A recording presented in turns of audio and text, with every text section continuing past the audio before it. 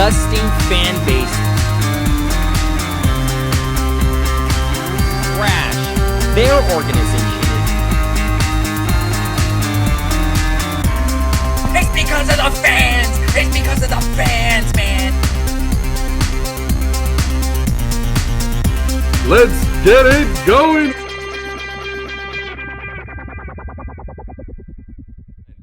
What is going on, everybody? Welcome to another edition of the Ravi and Ray podcast, baby. We are back for another showdown. Let's do it.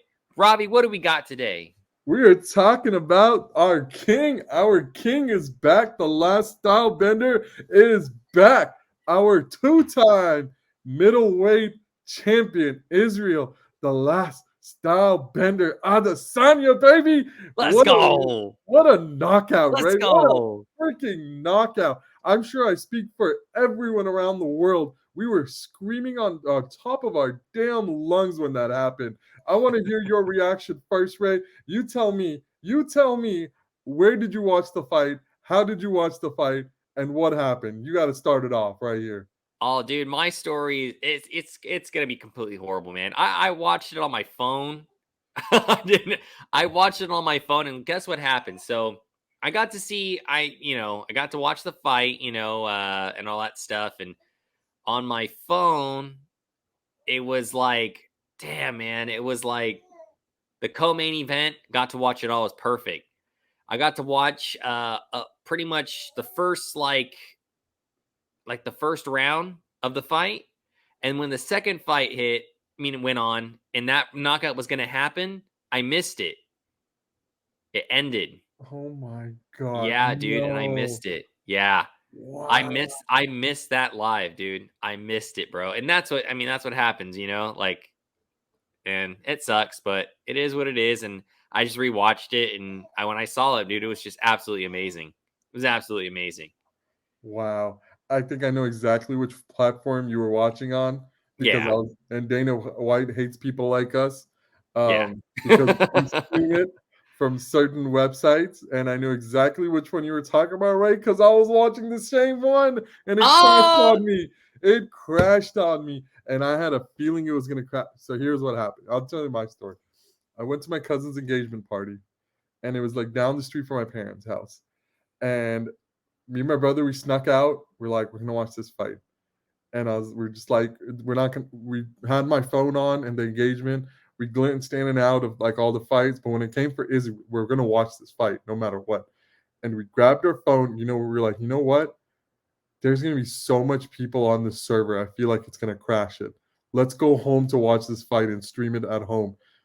We drove home, and as soon as we got in the car, Ray, the same exact platform you were on crashed. And we're just like, make it home, dude. Make it home. We need to see this. We need to see this fight. We ran to the home to the engagement. And when that first round happened, we're like, okay, this is looking good. But Izzy's not taking him down. What's going on? Second round came up. And then Izzy starts getting backed up on the cage. Me and my brother, we just grab each other. We're like, hold on. What the hell's going on? Is Pereira about to knock out Izzy again? Hell no, baby. Izzy was playing possum. He knew exactly what he was doing, Ray. He baited him in. He called he was going to bait him in, and he baited him in so perfectly, and such an amazing knockout. And he needed that. He didn't need to win, Ray. He did not need to win this fight. He needed to knock Pereira out in this fight, and that is what he did. And he reclaimed himself as the top of the middleweight, top of the UFC, our possible pound for pound best fighter right now, our middleweight champion, our king, Israel Adesanya, reclaimed that belt, and it was just absolutely amazing. My brother and I freaking lost it. I freaking picked him up, and we were screaming on top of my lungs. The next day, my brother's tonsils are inflamed because he was screaming like a little girl so much. We just lost our damn minds on that fight. It was absolutely amazing, Ray. Yeah, it was nuts. It was nuts, man. What a great fight, dude, for not just for the world, dude, for whoever watched it, man. I mean, what a great fight, dude. What a great fight. What a great knockout. That might be knockout of the year for sure. Yeah. It was that great. It was fantastic. Because of the stage that was set. You fight him once, he knocks you out. You fight him Yeah. twice, he beats you by decision. He comes to your sport in MMA because you transitioned out of kickboxing and he knocks you out in the final round and takes your belt that nobody can take away from him. You're running laps around the middleweight division, going to fight these people for the third time after you already beat him twice. And here comes the boogeyman in Alex Pereira. And you know what? Nothing against Pereira. He is an absolute dog. He announced that he is, I think it was just today he announced, right? On Thursday, April 13th, he just said that he is officially moving up to the middleweight class. He waited. I was watching the weigh-in show, right? It was like at 6, 7 in the morning, and DC was talking. He was like, Pereira's, when the show started, Pereira's nowhere to be seen. He's not here. I was like, is he not making weight? He waited to the very last second to make that weight because he's just so freaking big. He's Yeah. ginormous.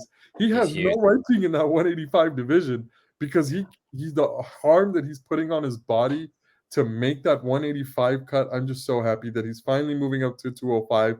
Maybe we'll see Izzy Pereira 205 fight. I don't know. When the time comes, we will see. But now we're talking about Pereira versus Sweet Dreams Jamal Hill. And that one is going to be an absolute banger of a fight. And Yeah. someone's going to die in that fight. Someone's Oh going to yeah. die in that fight. But Oh now, yeah. right? But now everybody is asking, what's next for Adesanya? He beat Whitaker twice, beat Vittori twice, knocked out and humped Paulo Costa. He's running laps in that division now. What's next for Adesanya? I think in his post-fight interview, he said it best. I'm gonna run the clip for you right here, Ray. Let me Let's know. run it. But he's got to do work. He's got to do something. Show me something so I can whoop that and I can show you history. I'll remind you because you got to choose your words wisely when you speak on people that have come before you, people that have paved the way for you. You got to pick your words wisely. You want to try and be a big boy. You want to bamba. You want you with the big boys. You got to choose your words wisely. But I don't want to give him no clout. But if he does work and I pray to God he keeps winning, I will gladly drag his carcass across South Africa. Wallahi. Who's he talking about, Ray? Across South Africa. South Africa. South Africa. Dricus Duplessis. That's who he's talking about. I think Duplessis is a few wins away before he gets the title contender. But Ray, let me just run down the middleweight for you real quick, okay? I'm gonna give you a chance to talk after this, I promise. I know I'm so excited and I keep talking over you. Keep going, man. Keep going. Honestly, dude, keep going. Alex, For those who don't know, Izzy is his favorite fighter. So it's kind of like when we talk about our teams. Ravi, the floor is yours. It's all you, man. I'm a total fangirl when it comes to Izzy right now. Middleweight, Alex Pereira, ranked number 1, moving up to 205. Robert Whitaker lost twice to Izzy. Marvin Vittori lost twice to Izzy. Jared Cannonier lost to Izzy. Paulo Costa knocked out by Izzy and got humped after he got knocked out. Sean Strickland, oh man, that guy's a clown. He doesn't deserve it. He's number 7. Derek Brunson cannot get there. There's only one guy in the top 8 right now that Izzy cannot potentially run laps around, and that's Dricus Duplessis. But Duplessis, his last fight, he looked very gassed, extremely gassed, breathing heavy, couldn't keep up against Derek Brunson.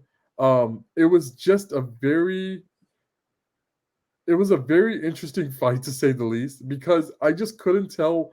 Like he was trying. Duplessis was trying to get it going, but he just couldn't get it going, and he was breathing heavy. I was so happy when that fight ended, but he's gassed. And when you're talking about stepping in the ring, you're not fighting 3 rounds anymore. You're fighting 5 rounds. And you're fighting a guy that has run laps around this division that you're coming up the rankings on slowly.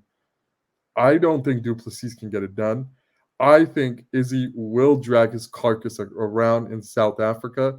And there's only one African fighter that deserves that top name and is not Duplessis. It's not from South Africa. It's from the main part of Africa in Nigeria, and that is Israel Adesanya. You nailed it, dude. You killed it. I just killed that take. You killed it. don't see a world where Duplessis can even keep up with Adesanya. I think the next logical fight for Adesanya is Paulo Costa. I know Paulo Costa got knocked out at him. Izzy took his undefeated streak away from Paulo Costa when Paulo Costa was coming up in those rankings. But this is a different Paulo Costa, and I've actually grown to like this new Paulo Costa. Um, Even though I wasn't the biggest fan of his attitude coming out, you have to respect his fighting style, and he's changing his fighting style. He has that secret juice that he likes to call with him now, and I think the next fight for Adesanya has to be Paulo Costa. Yeah. Please don't give it to Khamzat Chimaev. He's fought nobody in the middleweight division. He's tried to go in the 170. He couldn't make weight his last fight, and he just doesn't have the right attitude. If he's gonna fight Izzy, it should be maybe Duplessis versus Khamzat Chimaev as the title, as the number one contender for the belt when it's Izzy against Paulo Costa. What are your thoughts on that, Ray? I really like that matchup. Right, and get those, because it gives Khamzat an opportunity to fight somebody for Yeah. the belt. I like it a lot. Or Khamzat versus Paulo Costa. Yeah, I mean, hey, they hate each other. yeah, Hate and each give other. them an opportunity. Like give Paulo Costa a chance, but say, you know what, Khamzat, you haven't fought anybody. Well, here's your chance to fight somebody. Here's Yeah. your chance. Get the number one dude right now. Or is Paulo Costa? He's the number one ranked. Paulo Costa is actually like number 5, I want to Oh, say. he's number 5. Oh, he's number 5. A little bit lower. He had an amazing fight, his last fight against Luke Rockhold, but he did lose to Marvin Vittori though in his last fight. It's So tough, man. does he deserve the fight? I don't know. All he fought was Luke Rockhold, who retired Yeah. after that fight. Well, To I be think honest, to he's be a bare honest with knuckle now. you, where's how would you say his name? Duplessis. Duplessis. Yeah. Where is he ranked? Um, can I share with Duplessis. you real quick, Ray? I'll share with you the Yeah. rankings right now, Yeah. just so we can get everybody on the same page. Here's our champ right over here: Adesanya, Pereira, Whitaker, Vittori, Cannonier, Costa. Number 6, Duplessis. Okay. It's hard, man. It's hard. I don't know who he fights. I think it would be fun. It would be fun right now. It's just a thought. Let's not have Izzy fight in 185. There's 2 fights I want to see, and it's nobody in 185. Not one person. Number 1 fight I want to see. I want to see Izzy avenged his only knockout loss in UFC by knocking out the guy who knocked him out in his last fight in Alex Pereira. Izzy has one more loss on his record, and that man is Jan Blachowicz when Izzy moved up to 205. Jan Blachowicz has talked about coming down to 185 and to challenge Izzy for the 185 belt. That's a very interesting fight to me. I would love to see Jan Blachowicz now shred that weight and try to come down and fight Izzy. That's going to Yeah. be a fun fight. Real quick, Ray, I'm sorry. I know I'm talking over you a lot, but No, it's okay.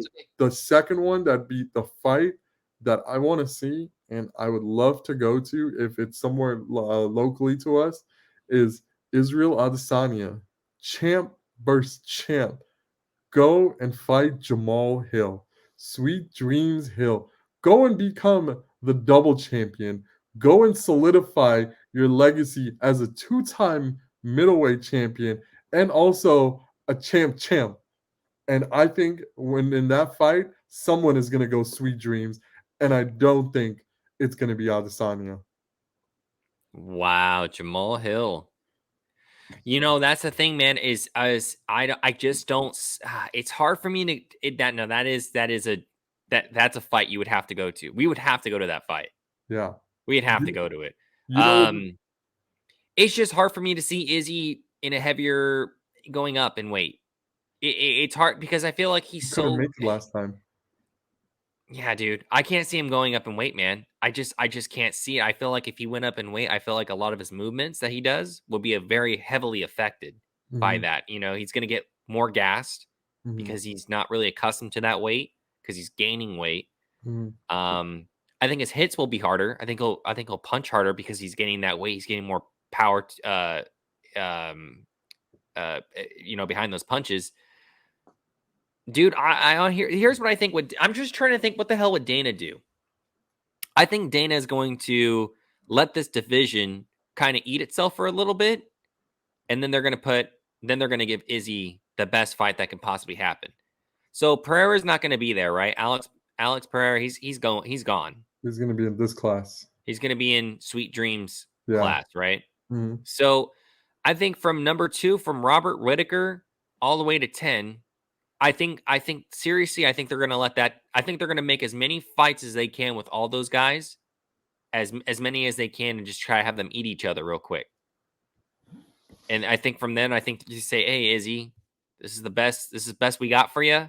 If it's going to be a guy he already knocked out twice, it is what it is. But maybe until then, they give Izzy maybe a more easier fight. I hate to say it, but that division has to eat each other. They got to do something because somebody's got to come out on top.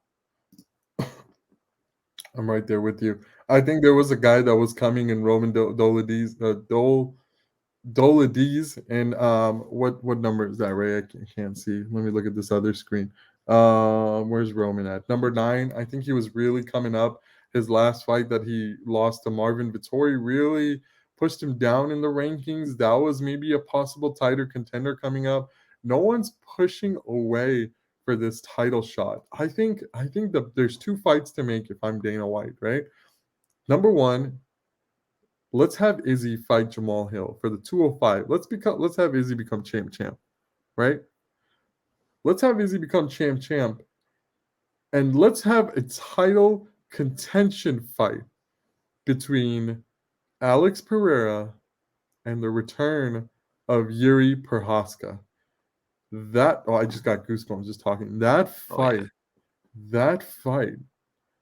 they need to have an ambulance on standby because that fight, one knockout from either one of the guys will put either one of us, Ray, 6 feet under. That's just how it is. Yeah. These guys are absolute killers. If Alex Pereira fights Yuri Prochazka, don't even put another fight on that card because that fight will sell the entire card. And that should be the title. The winner of that is the number 1 contender to Izzy and Jamal Hill. Imagine that world, Ray. Wow. I like it. I like it, man. I really like that. And I think it's going to go. If they're smart, they should do it. I think that's the fight to make right there. I really do. But does Izzy want to move up? That's another thing. Does he want to move up? Is he content in 185? Does Usman and Izzy maybe want to switch classes? Because you saw what happened last time Izzy moved up. Yeah. He couldn't make weight. What was he? He was supposed to be at 205, and what was he, like 204.5? He couldn't even make 205. He couldn't make 205. And Jan Blachowicz, he put a whooping on him, dude.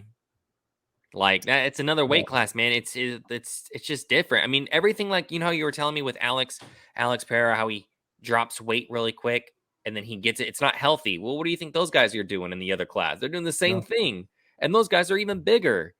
And you know what I'm saying? So it just doesn't make any sense. If anything, I see Izzy going down in weight. If I were to say to do anything, I would have him go down in weight and fight Leon Edwards. So we're talking champ, but not 205 in 170? 170. I would rather, I can literally see Izzy dropping weight instead of gaining weight. I can see that.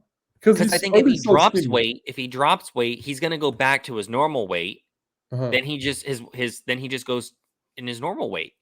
He's just going to do what Pereira did to him, but he's just going to do that to Leon Edwards. Because he's not going to fight Usman. He's not going to fight Usman. But where does Usman go then? Usman wants the belt back.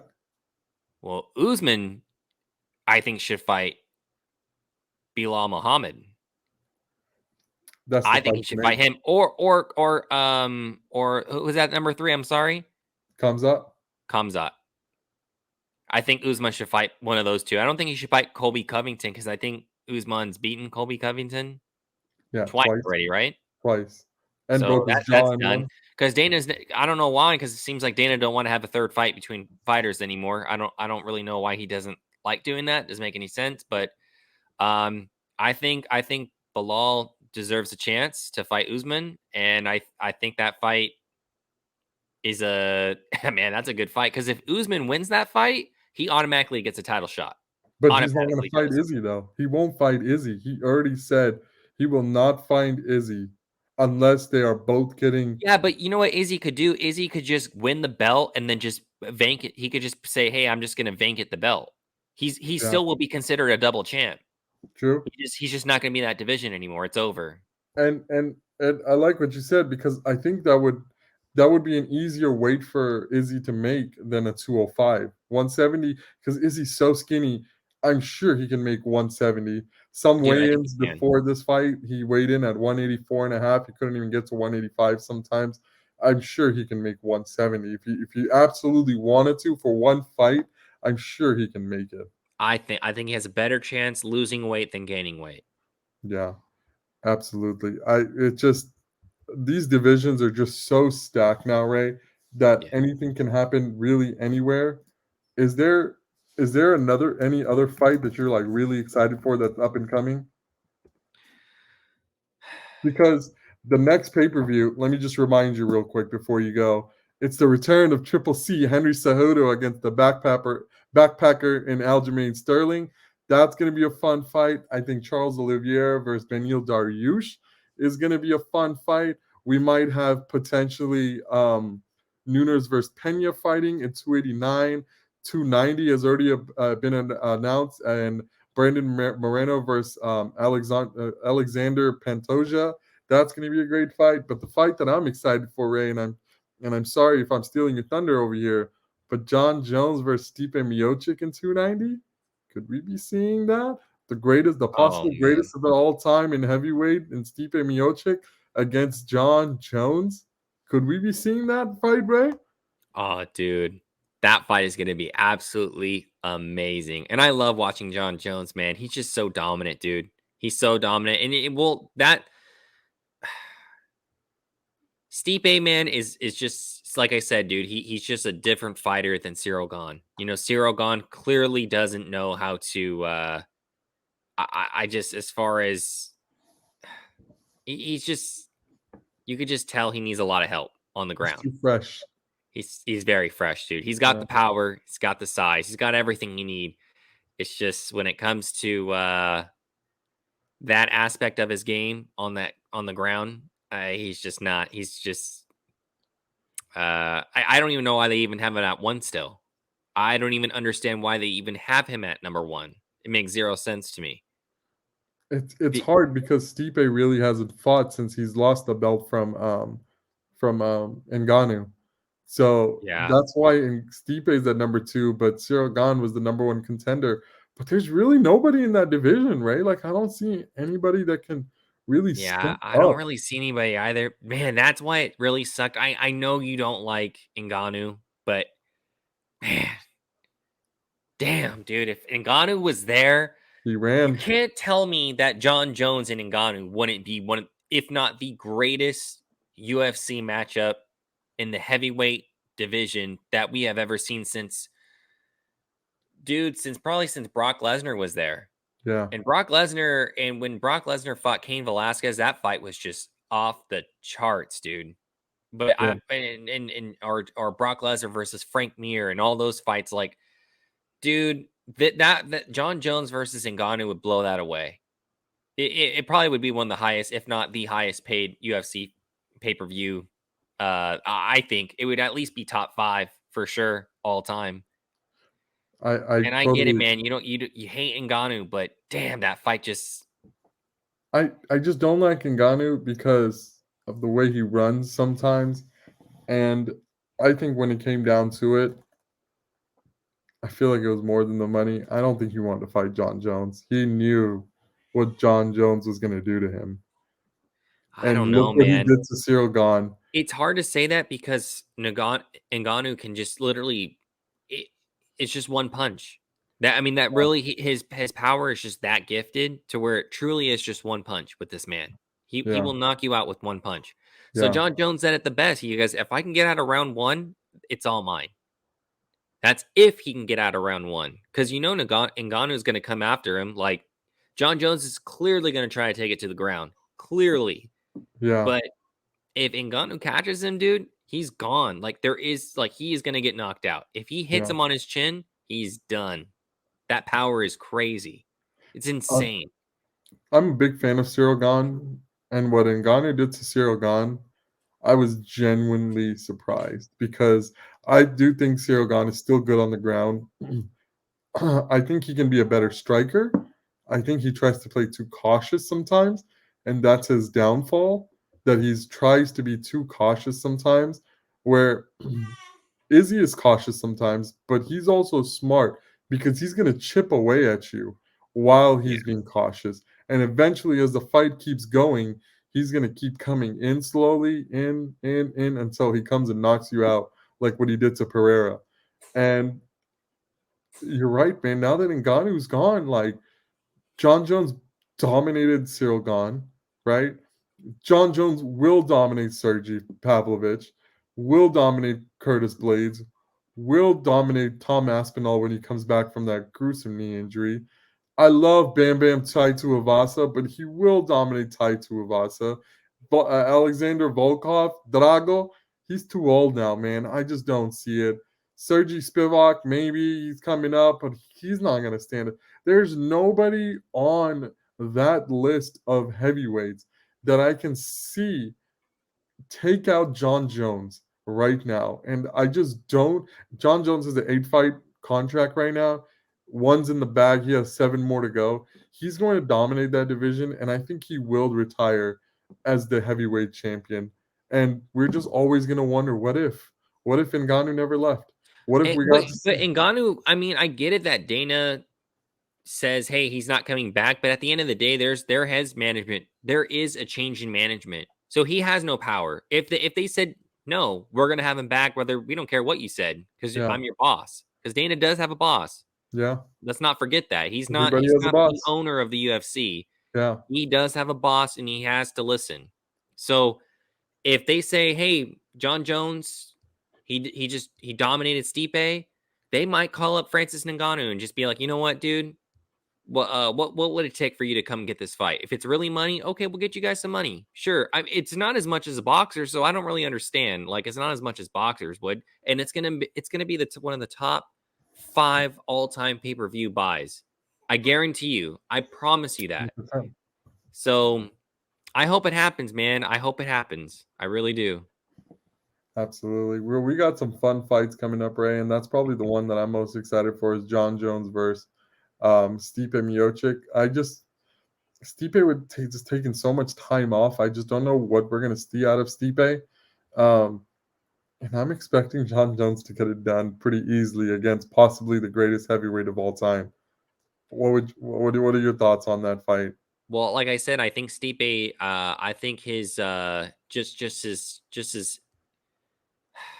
his style is, like I said, I think it's better than Cyril Gane. In my opinion, like I said, Cyril Gane has a really big. He's great on the feet, and he's extremely good at. Like you said, I think he's a little too cautious. I don't think Stipe is going to be like that. I think Stipe can roll with John Jones on the ground, and he can stand and fight.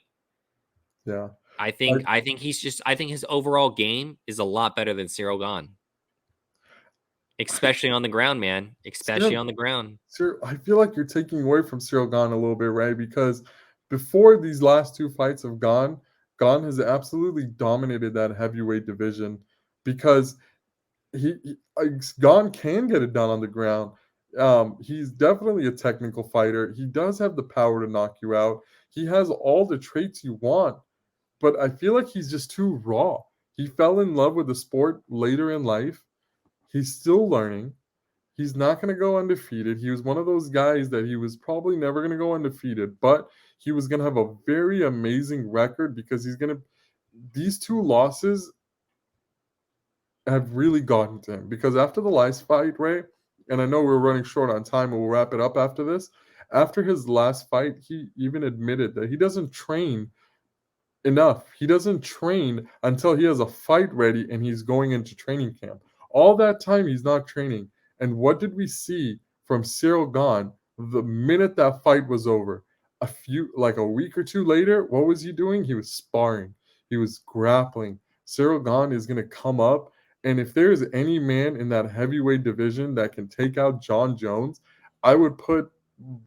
If you're telling me someone's going to take out John Jones in that top 15 ranking, I would put every dollar I have that it would be Cyril Gahn one day.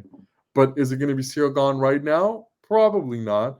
Probably when John Jones gets a little bit older. Probably when John Jones might be losing a step, because it happens to everybody. Nobody will stay perfect. Unless you're at Habib and retire early, nobody will stay perfect. But all-time great John Jones, we will never take anything away from him. He is probably in the top 5 UFC fighters of all time. And that's just going to be such an amazing fight to see. Oh, yeah. Oh, yeah. Yeah, man, I agree with every word. I agree. That next fight, if Cyril Gahn, like you said, if he can improve and become a better technician on that ground, and you know, keep practicing, keep getting better at his craft, at his game. I mean, yeah, dude. I mean, that next fight could be definitely a lot different, especially with John Jones getting older too. Yeah, absolutely. I'm right there with you, Ray. And I know we're running short on time. If everybody can please like, comment, and subscribe on this video. We're going to be going and picking on our UFC 288 picks with Tyler and Ross likely again.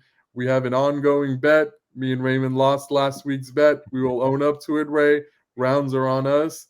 Next pay-per-view, we have Aljamain Sterling against Triple C Henry Cejudo coming back with the co-main and Charles Oliveira and Beneil Dariush. Hit that like, hit that comment, hit that subscribe. Comment down below. Let us know your thoughts. And please stay tuned in the first week of May, because we will have our picks for you right over here. I say thank you guys so much for everything. And we really appreciate the support that we've been getting, especially recently. We've seen our subscriber count go up a little bit, and we cannot thank you guys enough. But until next time, Ray, peace. Peace.